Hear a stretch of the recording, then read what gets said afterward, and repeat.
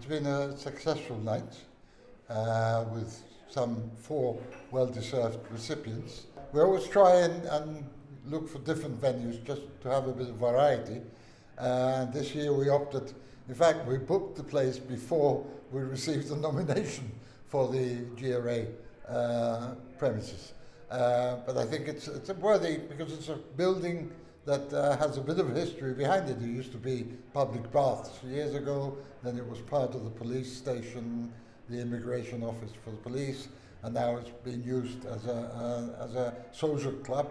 I mean, I think it's validation of all that we went through in getting the funding for it and getting the plans done, getting the authorities for it, and I think you can see that it's the fact that the trust have come here is proof that we've done a very good job.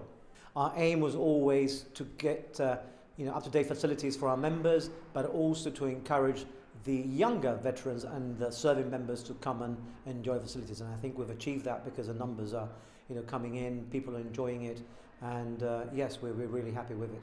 It was an immersive performance. We did it in the Gemma Gallery, and it was telling the story of the women going through the evacuation in Gibraltar during World War II, and it was very close to our hearts because we wanted to tell the story of the Gibraltarian woman and how that identity of the Gibraltarian woman formed.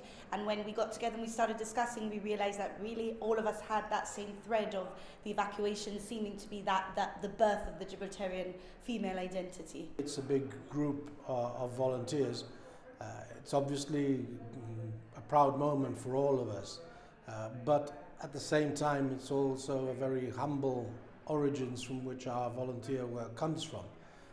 It's something that we want to give back in celebration of our past, but also to keep our past within the future, in actually preserving, conserving and retrieving information which might otherwise be lost if we don't look after it now.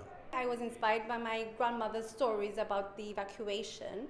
I grew up with her stories of which had been evacuated to London and everything, and I just thought it was very important that the younger generations learn about this as well firsthand, like my generation and the older generation did. So basically we took the year 3 children to the elderly care centre at Waterport Terraces. So we had a history lesson there, and the evacuees themselves talked about their experiences, where they were evacuated, and there was an intergenerational learning going on, which we believe is very important in education as well.